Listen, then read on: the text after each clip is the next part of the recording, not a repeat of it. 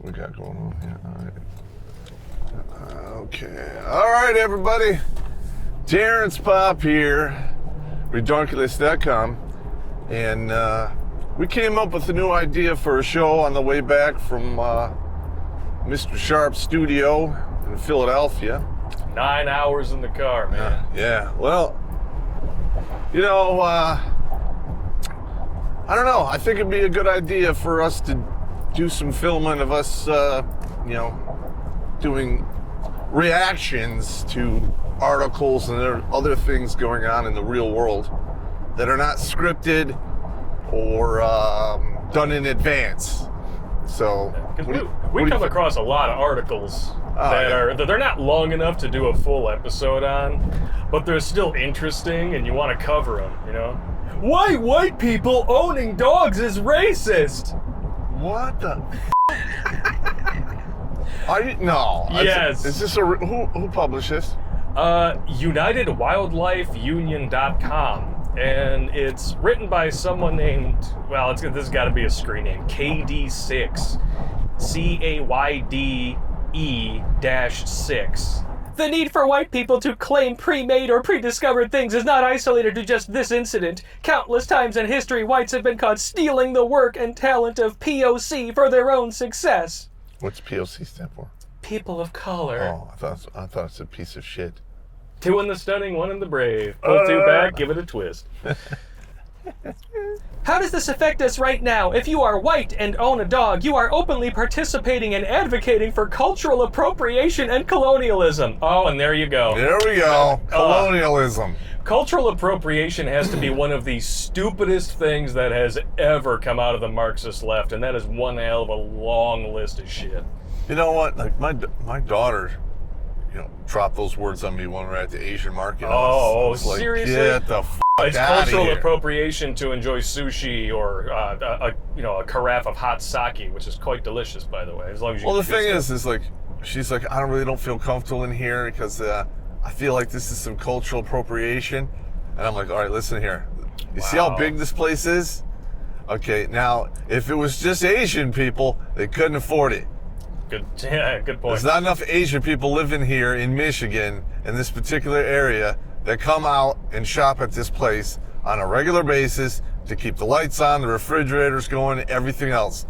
So they need, evil Hawaii to show up there and spend money and buy stuff, because I like Asian food. Oh, yeah. Especially those dumplings. Oh, I'll tell you what. This is something that you need to bring to your daughter's attention if they ever actually, if they listen and if they ever bust out those words again.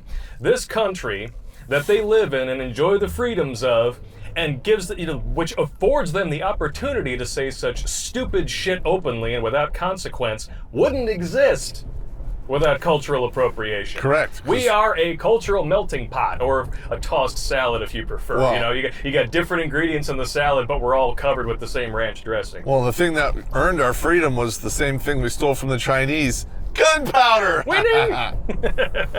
Gunpowder!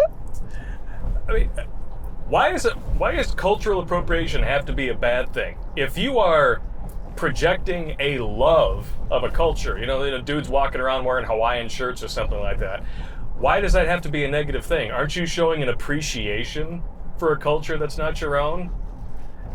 Yeah. I don't get it. Or do we only put negative spins on things when it's white people doing it?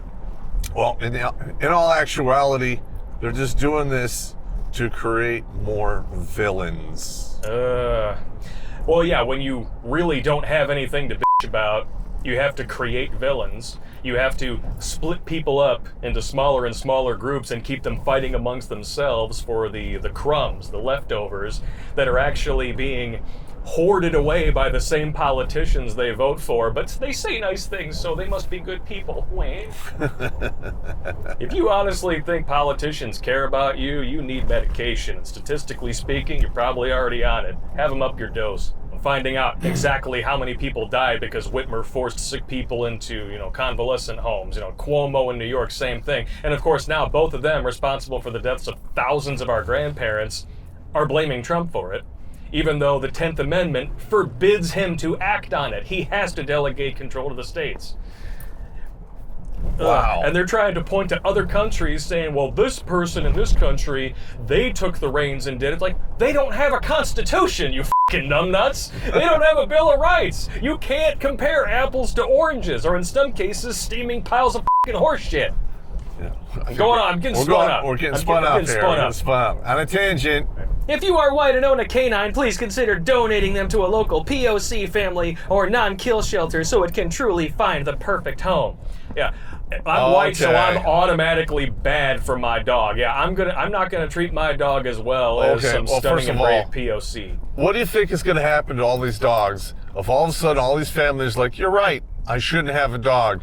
They take it down to the shelter and turn it in. Yep. Do you those no-kill shelters? Do you think they're gonna be able to maintain no-kill? Hell no. Nope. Those dogs are gonna get It's inevitable, and if inevitably what happens if you don't check any population that's prone to over promulgating itself. You talking about overpopulation, starvation. Eventually, you wind up perpetuating the same cruel existence upon them that you claim you want to avoid. Yep. It's ridiculous. It's just like the deer population. The reason we have deer hunting season is because deers love to fuck. They're worse than rabbits, especially up here. Holy crap, and deer are assholes, for the record. Yeah, and if you don't hunt them, then it just causes all kinds of misery among their ranks. Exactly. We prefer to hunt them because they're assholes and because they're delicious. Well, I personally don't like to eat them, but that's.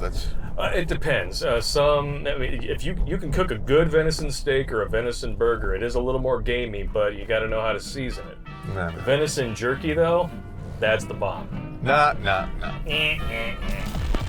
This was just a sample of Road Rage goodness. To see the full episode, go to Patreon or Subscribestar and sign up for exclusive members-only content. Just $3 a month includes access to this series as well as uncensored pop culture videos full of the only redeeming assets offered by attention vacuums across the internet. Links are in the description.